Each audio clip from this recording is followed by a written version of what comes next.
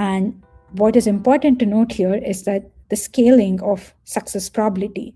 There are n photon pairs that need to be prepared from each pump pulse emission. So let's consider the probability of that occurring if there is a generation probability P for a single source, then it's going to scale as P power n when we need all the 6 sources to be generating entangled photons.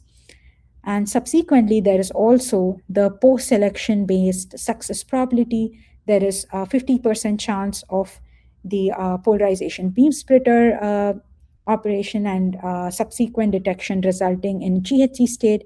So there are n minus 1 polarization beam splitter at each midpoint location if there are n sources. And that results in half power n minus 1 being the success probability of the post-selection itself. So we'll soon see that this is essentially going to be so low in probability as we scale to more and more photons that we need in the GHZ state that it almost becomes impractical, and we need to leverage some approaches that can make this success probability go up. And how do we do that?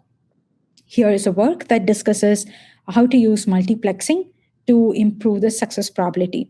Essentially here, now more number of trials are used, but also storing and releasing or usage of quantum memory allows for improving the success probability.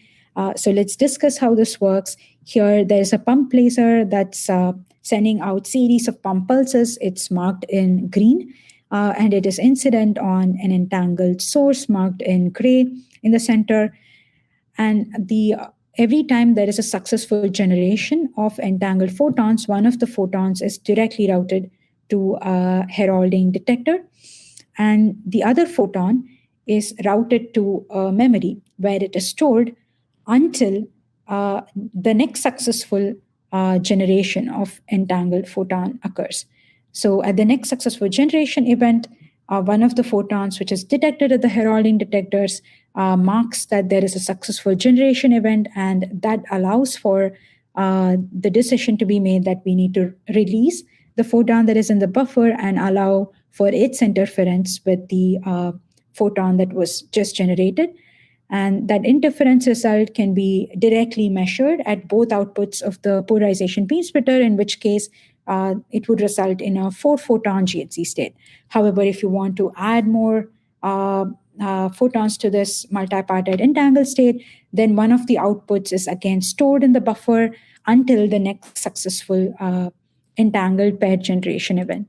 At that point, again, the stored photon is again interfered with one of the photons from the generation that just occurred, and the interference is done on a beam splitter, and again, one of the photons is measured. However, the other can continue to be stored, and this process can continue for as many partite GHZ state that one needs to achieve. And let's actually walk through and go through this exercise of how the success probability is going to scale in this particular case. Let's consider that one source has the success probability of P for pair generation. And what would be the probability in this case for the pair generation to fail? It would be 1 minus P. The probability that it fails for M trials is going to be 1 minus P power M. What we, however, want here is first, at least one of the entangled pair generation events should be successful across M trials or M multiplexing trials. And that is going to be 1 minus P power M as we write down here. And if we want a 2n partite GHZ state, we need n successful generation events. And what is the probability for that? We scale this up and multiply it n times. So it's going to be 1 minus P power M, the whole power n. If we try to write this down in terms of linear approximation, considering that probability P is very low, then we get this expression M power n times P power n. So we can see that if there are M multiplexing trials, then the success probability is really scaled exponentially. If the trial was just one, then we have success probability of P power n. However, if the trial is m, then it's just scaled up based on m as well as the number of photons that you need to be generating for resulting in a 2n partite GHZ state. So such an exponential improvement in success probability is really crucial in order to allow for scaling to many more photons in the GHZ state. And this becomes almost necessary when one needs to envision a quantum network that has multipartite entanglement distributed and shared across multiple end nodes, and also wants to scale this network. Eventually, this becomes so crucial. Let's look at the optics setup that was used to achieve this. This is work from Paderborn University from 2022. In the top section, you will see a schematic where the Bell stage generation event is marked as a star in the blue section. And every time there is a generation, one of the photons is routed to the detector directly, and that's called heralded detection.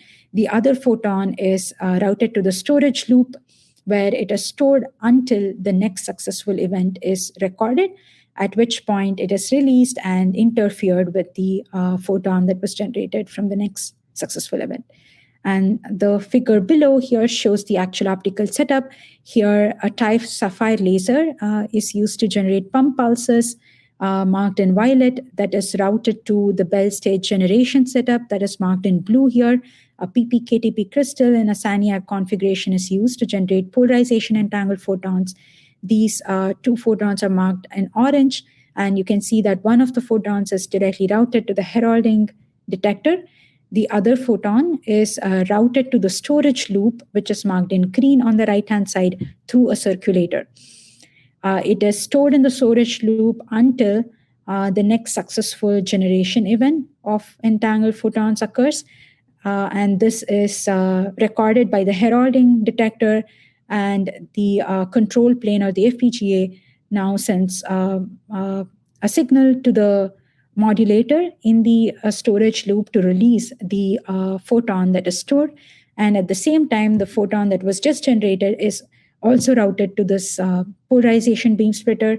Both the stored photon and the generated photon are interfered, and the interfered outcome is routed to the signal detection.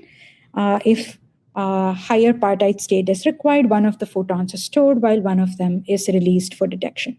So this is an example where multiplexing and active feed forwarding has been used to ensure that the success probability can be enhanced and it can become more practical in a real-world quantum network.